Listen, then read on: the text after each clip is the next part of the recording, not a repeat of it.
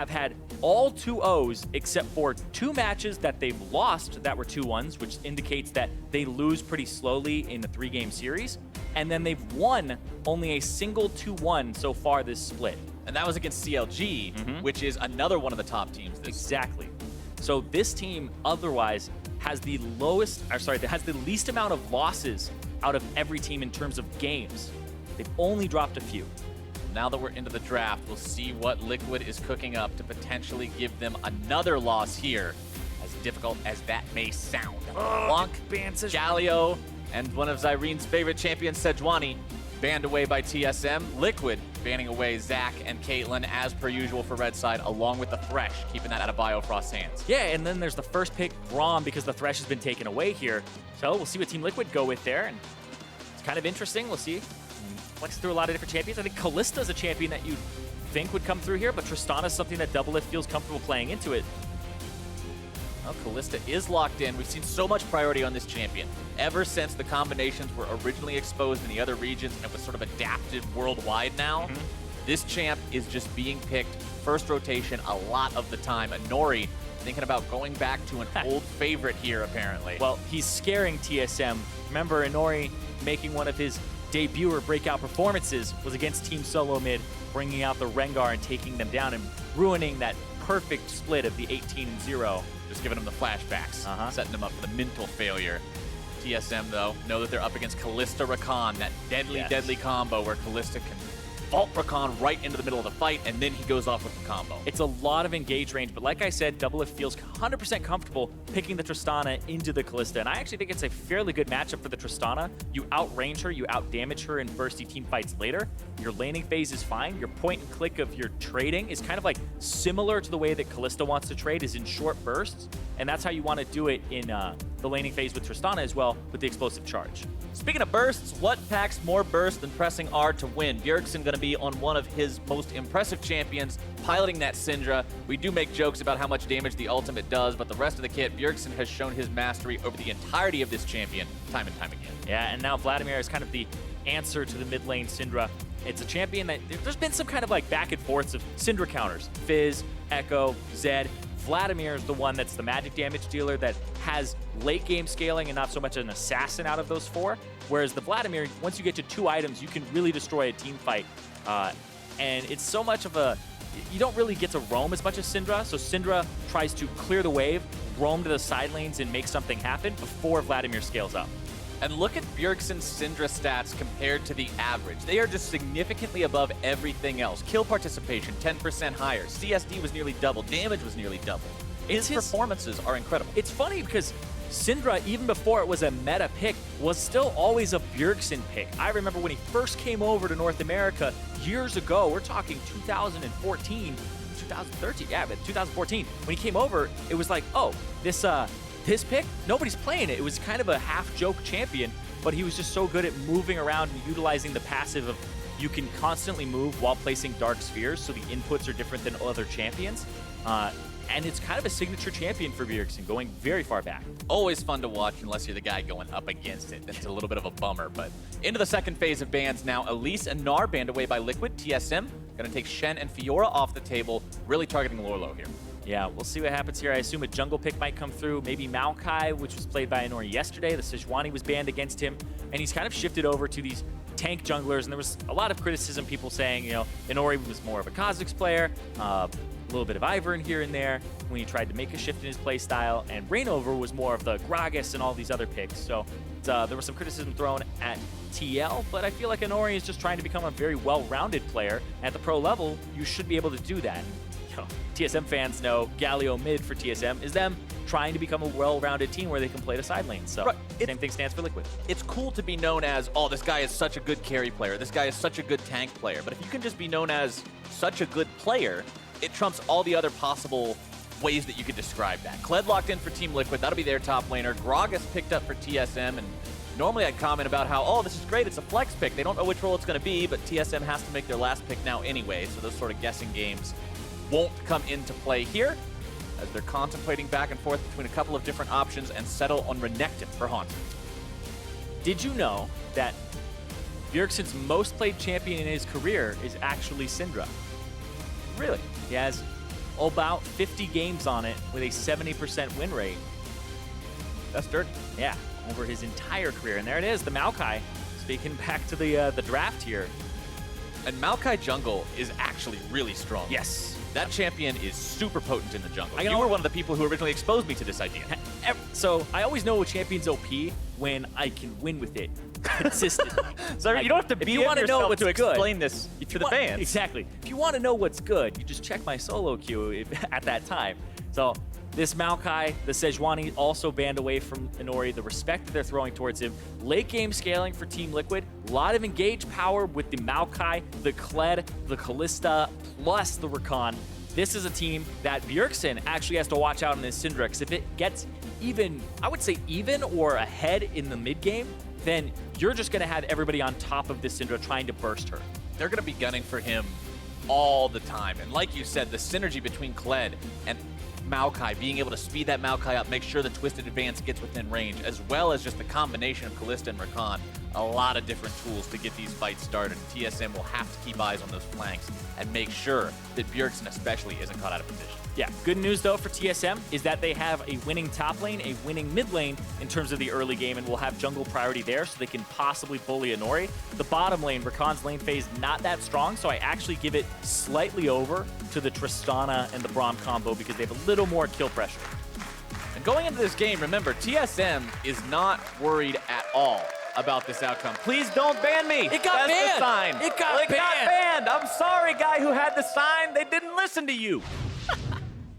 Maybe they'll listen to you in game number 2, but we got to get through game number 1 first. The teams are out of the spawn platform and onto the Rift. TSM grouping up here at the start. You can see a single ping on my way towards the mid lane, so they might just try something here. Well, you have Braum. Level 1 with Braum, it's a classic here. And if you're able to catch something like a Vladimir, you can get one of his summoner spells early on. We'll see. Vladimir actually stopped. If they change their mind, it could be bad, because there's Bjergsen in the mid lane. Vladimir didn't go to mid. Oh. They checked it. Okay. Winter's Did Bite. Piglet see? He did see. Okay. Ping's coming out. They know what's up. 30 seconds until Yeah. minions So it was spawn. kind of a strange, awkward fan out there, but Piglet eventually covered the mid. It was a little bit riskier there in case they had gone into the Pixel Brush. There was a chance that, you know, the chair from Braum comes out and hits Piglet from there, but we'll see. What's the Maokai start here? Maokai start. Okay. So what he'll try to do is at about 1 minute and 9 seconds, he'll throw down an E, or about 10, 11, depending. Okay. There at the edge. So you put one right there at the edge. You put another one about 200 units back to the left of that, and then you try to pull the red buff through them, because a lot of Maokai players will stack all 3 of their saplings in the same bush on top of each other, and what that does is it makes them go off, and he's doing it right there actually, so that's not actually optimal damage. What happens is when the Maokai sapling is in the bush, it blows up, and then it has 2 pops of a damage over time. Those don't stack. They override each other. So when 2 pop, you only get 1 of the extra damage. So you place one down, place another one to the side of it, place another one to the side of that, and then you just get the instant damage there. Ooh. That was disastrous for Sven. The baby chickens reset and completely mess up the super leash. So he's actually just going to be level 2 off this. He's going to be a little bit behind. So Inori's unoptimal jungle route, as much as we're harping on it, it's still great because Maokai is incredible at clearing the top side of the jungle here on the red side. He's going to be a bit behind. Fans saying that TSM, whether or not Spin Scarin has some chicken problems early on, is more than favored to win this game. 78% voting for them, but that's kind of the nature of a TSM game at any point in time. They've always got the fan vote. They've always got the audience support. Mm-hmm. Yeah, I remember some fan votes that were 3% favored the other team, and they ended up winning. But I think the big thing here is just not underestimating your opponents. I know Bjergsen said in that sound on tape that we had where he was saying it's unacceptable. So Bjergsen sounds like he's not really underestimating them too much. But at the same time, in our opener of the day, Ponser said verbatim, and he was laughing and said, I don't think they're a threat at all, which is a little bit of an indicator of you might be underestimating them. Right. That has gotten TSM in the past. And anybody coming into this game and watching the contest between these two, when you have one of the bottom teams versus one of the top teams, they recognize that this is skewed in favor of the team at the top. It's just the nature of one team being 8-3 and the other team being 2-9. But if you let it slip away, if you just completely start making those crazy sort of like boneheaded plays like you were talking about earlier that Liquid did yesterday, and you just start getting reckless with leads that you have, there's always a possibility for a victory from either way. Yeah. comparison between Doublelift and Piglet there on your screen right now. Kills per game. Piglet actually ahead of Doublelift. Doublelift almost at the bottom of the standings on that one, but KDA, Doublelift trumping Piglet pretty hard on that one as the damage percent. Piglet is doing the most on his team, while Doublelift is doing not nearly as much. But then again, he's got Bjerg. Well, that he's got to exactly. So damage percentage, you always have to think about the stat and the context of it. It's percent of your team's damage. Right. That will always change for AD carries, top laners, and mid laners, depending on what you guys play. If your mid laner plays a bunch of Galio like Golden Glue has and Bjergsen has, it'll expand other people's numbers. If you're playing carry top laners, everybody else's numbers deflate because the carry top laner is doing more percent of his team's damage, right? So in this context, Piglet does a lot for his team, and Doublelift, even if their damage per minute would be very similar, just has teammates that are doing more damage overall. Nice buffer on the rocket jump there from Doublelift, making sure he got away from the grand entrance from Matt, who along with Piglet is in a pretty good spot in this lane right now, up almost 10 CS compared to their opponents, taking control of the lane as Svenskeren uses the opportunity to invade the jungle of Inori, see if maybe he can get some counter jungling done onto that Raptor camp. Yeah, waiting for the 4-minute mark and then just a little bit after, and you can see stacking those Raptor. It's okay to do that. But yeah, he's contesting it because, remember I said they have a winning top lane and you have a winning mid lane. So you can go into the enemy jungle, and that's exactly what they're doing to Inori here, right? When you have that winning mid lane that pushes, and you have that top lane, you force the enemy laners to either help the jungler and lose their CS under turret because it gets shoved in, or they don't help, and then your jungler just wins, or he gets collapsed on by the enemy. It makes life very, very hard for Inori early on into the game like this. Still manages to back with enough gold to buy his Bomby Cinder on first purchase. One of the recent buffs to Cinderhulk was that's much easier to buy early on, as Golden Glue gets hit with quite a lot of pain from Bjergsen. A lot there. And Bjergsen, half a level away from hitting level 6 here, and you have to worry about that kill pressure. Nice part for Vlad is, of course, Syndra has to bait out the pool before firing off the ultimate, otherwise he'll just use it to dodge away from that damage. Yeah. Looks like they're getting a 3-man mid. They're going after Bjergsen. I said this comp will be a lot about this, and Matt's going to try to go. Gets the flash. Get that early, but taking the summoner spell is definitely a bonus. And this is why we talk about League of Legends as a team game, because it's very heavily about how much attention are you getting mid lane, how much is your team playing around it. Golden Glue could have been dead to rights there and been forced under his turret for a very long time. Now, what they get to do is they get to force Bjergsen to back, purchase, get himself a control ward so he can cover one of his sides because he has no vision here, and then try to push up again. Whereas now Golden Glue has been given space on somebody who scales, so it's very important that that happen. Actually, no control ward there for Bjergsen early on. Looks like he's just getting the Lost Chapter because that's all the gold he had. So his mid lane actually isn't that protected. It's actually a mid lane vision advantage to TL on the bottom side. And honestly, Lost Chapter is such a big item for a lot of these mid laners that you see commonly these days that use mana as a resource. Yeah, and usually when you're playing against the Vladimir, your mana, it's kind of, you're trying to convert that to damage of the enemy's HP, and Vladimir makes it so that it's less effective, right? If I'm spending 100 mana to do 200 damage to your HP, Vladimir makes it so it's 100 for 100 because he's constantly healing, right? And you keep doing that equation over and over again, and eventually if the person doesn't have enough mana to kill you, it's the Cassiopeia problem. If she like twin fangs you over and over again level 1, you don't have enough mana to actually kill the person. Lost Chapter helps out immensely with that, where you can constantly trade. Look at this, once again, 2 winning lanes. This will do about 600 to it. Got a Q. Oh, he doesn't go for it, doesn't smite. Here comes Kled though, a little faster on the Rotato. Trying to get himself away, flashes over the wall. Lorlo not quite getting what he wanted with that ultimate, but Svenskeren lives in Inori's jungle right now, taking everything. Yeah, and it's like, we talk about tank junglers being exploited, but Gragas is a tank jungler as well, right? Build Cinderhulk now, and so he's just going in and he's playing off his winning lanes. And Piglet, ooh, went a little forward. Yeah, trying to really get aggro here in this bottom lane 2v2. Doublelift has been doing a fantastic job as the... What? No, so what you saw there is the cast time of Rakan's Grand Entrance is backloaded. That means you travel, then you cast. So it's interruptible on the back end of it. So getting stunned, Thresh Flayed, there's so many things that interrupt it, and that's why those are counters. Golden Glue dropping the ulti, grab some extra healing, dissuade any kind of a tower dive that TSM may be thinking of. And then this is the problem, right? Once Svenskeren gets to sit in the enemy jungle, steal away every camp, get that advantage, he can just walk into mid lane and say, okay, Golden Glue, you can't play the game anymore. Sorry. Yeah, when they chunk out Inori, when they push Inori away, it becomes a big issue. And Svenskeren now on that side. Piglet's going to have to walk around as well. Try to get back to lane here, but yeah, Yeah, so far the game, it's 800 gold in favor of TSM off of the jungle camps being stolen, the mid lane and top lane CS advantages, and like I said, they're playing to that top side of the map where they have those winning lanes. And bottom lane's not doing bad for itself at all. Double Lift has this timing down pat where every single time the Grand Entrance comes in, even if he's not canceling out that front-loaded animation from Matt, he's buffering his own jump animation to get himself away safely.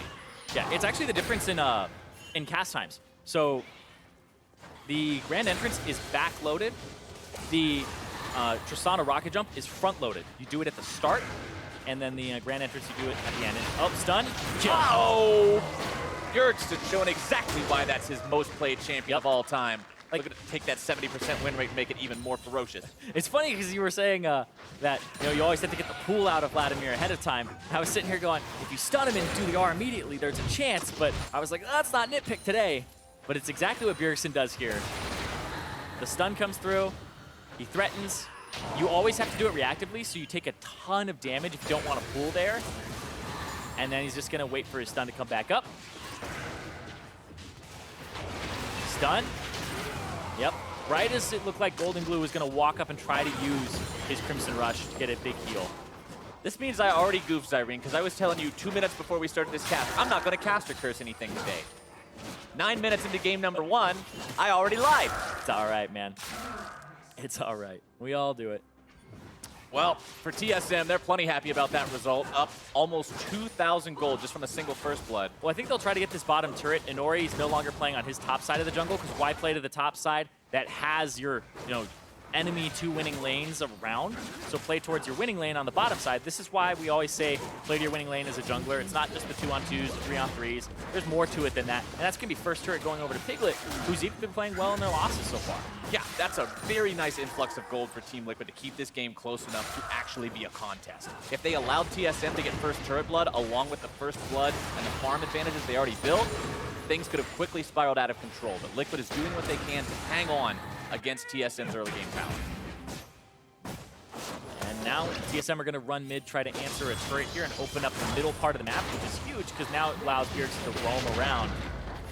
Just the threat of having them. And that's why Bjergsen got to play so far up, even though his warding was kind of sparse on certain sides of the map. He got to do that play just auto-attacking the turret the whole time because they had eyes on Inori.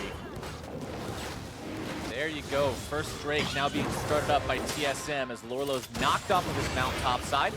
TSM with 3 bodies near this and no one around from Team Liquid means this should be a very valuable neutral objective picked up very early. Yeah, they see it though.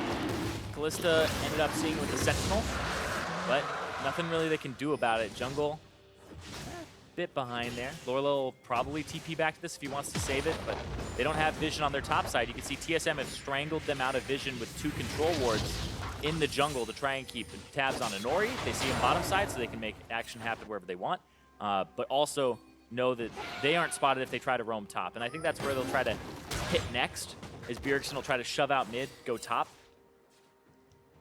And I mean, this TSM team, you're not talking about a team that has something like a Galio mid or a Shen top or anything along those lines. You've got 3 heavy damage dealers. That Infernal's going to go a long way, making the burst from these guys that much scarier.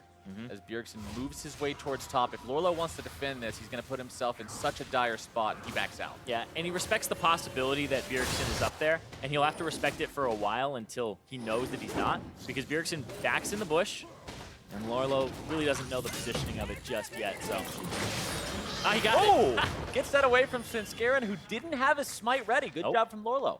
Keeping those resources in Team Liquid hands while Piglet and Matt continue their push up bottom side onto the tier 2. Yep, they got that turret on the top side. We'll see if they can get something here. Inori has that Maokai ultimate. It's huge. You'll be able to block off a whole lane. If he starts it, there's a TP coming in. TP entering into this fight. Double It forced to flash out just to try to stay alive. Golden Glue will seal the deal onto him. Bio brought down nearly dead, as well as Matt goes for the kill.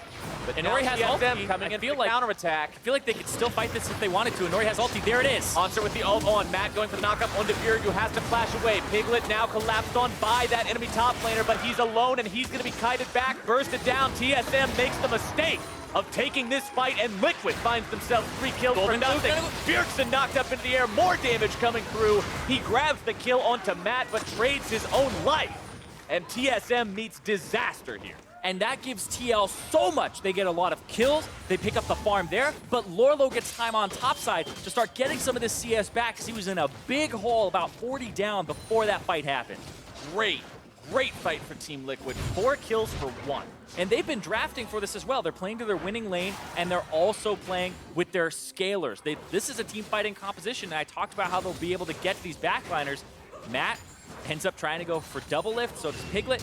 And this right here from Piglet is just so well played. Backs up, Matt goes in, taps him in. Golden Glue picks up double lift on the left side, and then Biofrost drops here, but then this ulti from Inori down a choke point zones Bjergsen so much. He flashes away, and then he either eats the root and Golden Glue's damage, or he flashes and runs. And people talked about the Maokai ultimate being too slow for things. It's not an engage tool, it's a choke point tool. It's one that you can set up and use. It can be used for engage, but disengage as well is heavy because it takes so long for it to pass. So Bjergsen has to walk to the side, stand there for a few seconds, and then he gets to walk back in. So it buys you so much time when used correctly. It's a massive zone control mechanism as opposed to a hard initiation. TSM now not in a good spot after the outcome of that fight. They were so far ahead of this game, almost 2,000 gold up after first blood. Now they find themselves 500 gold behind as Team Liquid has gained a lot of momentum. Yeah, and there's a lot of team fighting power on Team Liquid's squad, whereas TSM on the other side, this is a lot of pick potential, right? You have a winning top lane, you have a winning mid lane. This is what they drafted for, is to try and win those parts of the map and try to control Inori in the jungle. They do have the Rift Herald now, though, after that was being duoed on the top side, but now they're trying to switch the lanes up, and I feel like this might actually backfire a bit here, depending on what they want to do, because now Inori gets to play to this bottom side of the jungle. They get to look towards mid, possibly dive Bjergsen, or control this bottom half of the jungle too. Liquid's starting to hit some nice power spikes along with it. Finskaren getting himself jumped on here in the jungle. Matt dashing away to the safety of Inori as Piglet continues to fire those spears into the TSM health bars. Blade of the Rune King done on him. Proto Belt for Golden Glue. This team is starting to get scarier and scarier. Yeah, now they're trying to swap it back, right? They're trying to get it so that, hey, Lorlo, you know, he's catching up in CS a little bit. They're going to bring double up to the bottom side. They could go for a potential fight here in a swift moment, but everybody's just going to back up. Lorlo, no TP for a little while longer. Haunter the same. So both top laners likely telling the team not to go for any kind of a crazy fight like that, as Biofrost getting himself caught out a bit. The cast to disengage, but Golden Glue's made his way into the fight. The ulti down, and he's on a killing spree. And Lorlo. The Vladimir showing up. Lorlo. Whoa, that's a... Wait. Hold on. The arrow was... change of course. Okay. They're going to go towards me. Reroute the charge. TSM now has to defend 4 men versus 5 as Team Liquid goes for the mid lane tier 1. They do not have a Vladimir ulti, they do not have a Kalista ulti or a Rakan ulti, or any ulti at all. But they're still going to look to make this fight happen. Damage coming through, burst going down as Inori is deleted.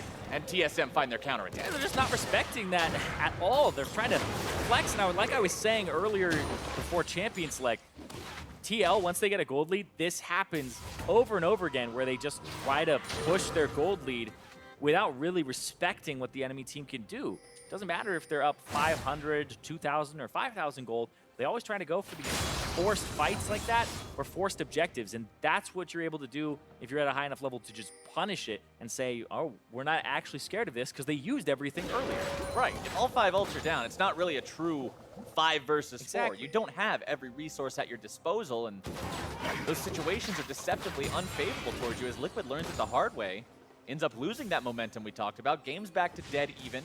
Drake number 2 is live. You can see TSM pinging on towards that as they shove the bottom lane out to put pressure onto that turret and make Liquid answer there as well. Yeah, and this is interesting though because we talked about how TSM went over to Europe and they were talking about how their early game was so good and it was incredibly fast, and they had a really good early game yesterday. This early game, the opposite here. Bjergsen won, got a kill, and then Golden Glue got back in the game off of a team fight bottom side. They controlled the top half of the map, but the bottom half with Piglet just ended up going awry for them. But look at this, Rift Herald, they'll try to get some chunks here. You have to watch the team fight. Have to watch Inori's ulti and what happens. Yes, there it is. Very low mana on Bjergsen. Want to be careful about making this fight go too far in. Double Lift forced to flash out. TSM collapsed upon Finskaren, tanking most of the damage, but Bjergsen is the one now finding himself caught out and beat down. Matt dies first. Bjerg barely getting himself away as Bolo finishes off Mid-Scarin. Double barely hopping out of that. Oh, the the charge sampling! will sound, and Double Lift is run down, and Nori with the kill. Bjergsen bear trap on the rope, not connecting onto him for the second proc, as Liquid finds themselves a kill for 2. And again, it's just another team fight here that goes the way of Team Liquid. It's back and forth. The teams are just disrespecting each other, their cooldowns, and making sure that these fights are just all over the place. I'm sure you're loving this as a play-by-play. Yeah, this has evolved into full-on Fiesta, and it's a party. But the Maokai ultimate, this is why Inori's loving this champion. He gets to start it after the charm from Matt, roots up 2. They get to focus Sven Skaren, put spears in him. Bjergsen doesn't have any mana, so he can't really help out too much. Piglet dodges to the side of Hanser with a flash, and then reevaluates the fight. They get a root on Double Lift, and then this right here, he's so low. There's the sapling after the rend, and ends up picking him up at the end, and Lorlo doesn't get the last little yank on the hook, like you had said. And the damage from that second part of bear trap on a rope is it's really high. That It's would have all killed of it. That would have killed Bjergsen if it procced. Oh, yeah. Fortunately for Bjergsen, the knockback comes at exactly the right time to get him away from that one. 7-4, Team Liquid. Dead even in gold, up in kills, down in turrets.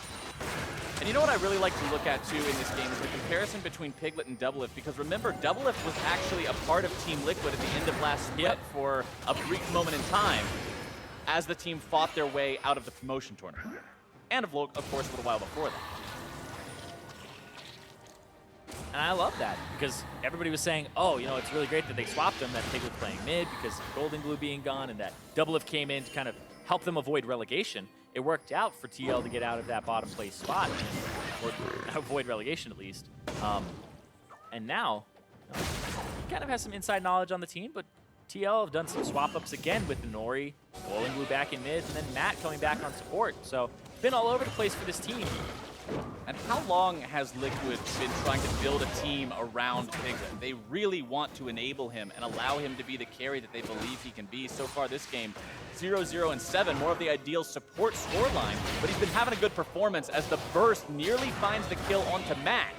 Bjergsen Syndra, very scary. Yeah, not only is Piglet 007, he's 100% kill participation. He's been a part of every kill so far. So the action that's happened for TL has been around that bottom side like they've drafted for. And look at Golden Glue, 3-1 and 3. He's been a part of every single kill except one. And he's always the one coming in on the flank, landing those Hemo Plagues onto multiple people, and being a serious damage threat in his own right. We talk about Bjergsen, we talk about the Syndra, but Golden Glue's Vladimir is putting in some serious work. Yeah, and we've seen some Vladimir builds change over time, right? It's been Ghost kind of fell out for Storm Raider Surge. People took Ignite, and then they started taking Ghost back when they had Deathfire Touch or Ignite and Deathfire Touch. He's just going for full mobility, get me in that fight, get me in that backline, and that's what the Kled is going to help him do as well. So this composition overall has a lot of engage. Bjergsen and Double Lift, I feel like, are going to have a little bit more deaths in this game before it's over. But the Banshee's Veil from Bjergsen being picked up here to try and give him at least something to help avoid some of that incoming damage or incoming CC. And on the subject of item pickups and that CC, and Nori nearly has Righteous Glory completed, which is a massive item to enable Maokai to get on top of those targets that he values so heavily. Twisted Advance is normally one of those abilities that's so nice because it's lock-on, point-and-click CC, but it's so short range that having that extra burst of speed can be the difference between getting on top of Bjerg or missing it. I actually wonder what his build is going to go for here, because Nori can go for Righteous Glory, and then third item, Gargoyle Stoneplate, or he can go for Abyssal Mask and give Golden Glue even more damage in team fights. I feel like Abyssal Mask might be the better purchase here, even though Gargoyle Stoneplate is like GG Stoneplate. Actually, literally, it's so good. But I feel like they haven't done enough damage to him, really, and you really just want to win these team fights flat out. Both teams playing it slow for now, though. Could be Spirit Visage as well. Spirit Visage is super good on Maokai. Multiplies the healing that he gets from the passive. And the fact that Spirit Visage got buffed to 30% since the last time we had seen Maokai, and the passive got changed to be a lot of his maximum HP and scales up over time, you end up healing yourself for literally 700 to 900 later in the game. And TSM don't have an Ignite. They're going to need an Executioner's Calling against both the Vladimir and the Maokai. There's so much healing on this team. Right, they've got Morellonomicon on Bjergsen. That's the only Grievous Wounds applier available to this team right now. Doublelift will likely be going for that execution and calling for too much longer, but he wants to get the base 3-item spike for Tristana before anything else. Infinity The Energized build looking for Piglet though. but in some trouble. The From field side they go, and Piglet drops instantly. Matt gonna be going down next unless he's careful, dashing away to the safety of Inori. With Tier 2 already down in the minion wave mid lane, the Tier 3 is the target. TSM breaking into the Liquid base, not even 24 minutes into this game. And without their AD carry, Liquid will not put up a fight and surrender the in-game. They thought it was safe. They were pushing out some side lanes, and that's what TSM do, is they punish when their top and their bottom side lanes were pushing in. There's no Tier 2 turret available in the mid lane, so just shove it very quickly. That's an inhibitor at 23.5 minutes for TSM, and now we're seeing a little bit more of that fast pace. It's not that gentleman's agreement, it's that super fast, get in your face, and try to get these objectives very quickly, and that's exactly what they did there. And now you can see Piglet goes, let's not let that happen again, QSS purchase. And that's exactly what the EU teams were talking about at Rift Rivals, right? They explode early on into the Rift. They make sure that their early game is very powerful, very effective. They keep that tempo high as the game pushes on, and they snowball the win from it. Yeah, and it was the side lane pressure as well, where TL really don't manage their side lanes too much. And you can see their side lane on top was pushed in, their side lane on bottom was pushed in, and then just the flank through the vision, the flash into the stun, into the body slam flash, just locks up Piglet. Matt tried his best to peel there using his charm and just passing through multiple people, but still was not enough there. Quickness, not enough really to save him. I mean, Rakan's very, very effective against multiple targets. Yes. 5 versus 1 is not a situation that's usually peelable by any means. No, not quite. But now they have to deal with mid lane, having constant super minions in it. And look at that, goes for backline. All right, fight starting off. Seeing what they can do onto this one. The Maokai ult finds its way into the fight as now TSM backing themselves up as health bars go down. Lorlo putting some pain into Biofrost. Haunter taken low enough that he's not able to stay in the middle of the fight with that ulti ticking, and both sides disengage. Golden Glue, wasn't sure what he was afraid of there, because I feel like the Vladimir can really get into that backline and just destroy, because Doublelift still had his Buster shot available, Bjergsen still had his ultimate available, so he's looking for an opportunity once the stun is down, just dive that backline, try to get in there, but his front line was taking the brunt of that. Nobody dies, but it ends up being a Mountain Drake going over to TL, but there's some pings on the Baron here. I feel like TSM are going to try to look for at least vision denial, clearing out all these control wards. Want to get something for trading off that Mountain Drake. They were in control of elementals up until this point, but having lost the Mountain Drake, that means that TL is going to have extra objective power as the game goes on. Next Drake is going to be a Mountain as well, so if TL can double stack those, it actually opens up new opportunities in terms of Baron taking times, tower push potential, and makes mistakes that much scarier for TSM. Because when you do make a mistake, if you do end up allowing your opponents an opportunity to push, those few extra seconds that it won't take them to grab one of those objectives can be the difference. Liquid now pushing up with multiple members in the mid lane, seeing what they may be able to find here. Still down 3,000 gold, so they're not with an edge in a team fight. Yeah, and Haunter has a 2,000 gold lead over Lorlo in the top lane and has a completed Gargoyle Stoneplate and is pretty much a full item up right now. They're trying to engage though, and Nori did flash. Still gets Bjergsen. One they got to catch out. It looks like they've got him. Bjergsen down. Piglet taking the kill as TSM now has to run themselves back, but Piglet has been killed in response. 4 versus 4 is going to be the tune of the fight as Lorlo finds himself isolated, charges backwards to safety, and TSM will make that fight work despite the bad start. Yeah, and Nori flashed, went for the root, but got the root eventually on the flashless Bjergsen, and so he goes down. And like I was saying, there's pretty much no way to protect Bjergsen and Doublelift both in fights, and especially Bjergsen. He's going to have more deaths in this game as it goes on, because they can just dive and say, this guy is dying, whether he likes it or not. One way or the other. Well, I don't think you ever like dying. So. Yeah, I was going to say, I don't think anybody's ever like, oh man, cool, I died. Kog'Maw. No. Anyway. Gotta utilize that passive. Anyway. Team Liquid, happy to catch out the enemy mid laner, but sacrificing your own AD carry for it, not enough way. And Nori super low on mana here. Lorlo putting down some damage, helping his jungler escape. Yeah, they don't have much vision control in the Baron pit right now from TL's side. It's mostly TSM wards. They keep sweeping across it, making sure they have nothing in here. So you have to check, and that's what they were doing, is they were going for a face check there, hoping that somebody walks in. And Maokai's sapling range is actually very large. You talked about how, like, Ivern and Brushmaker had a very large range for vision. Like, the saplings is also incredibly large in terms of how far you can throw them into brush to just get vision. It avoids a lot of face checks, so just another thing to kind of chalk up to the power of Maokai and why he's such a good jungler right now.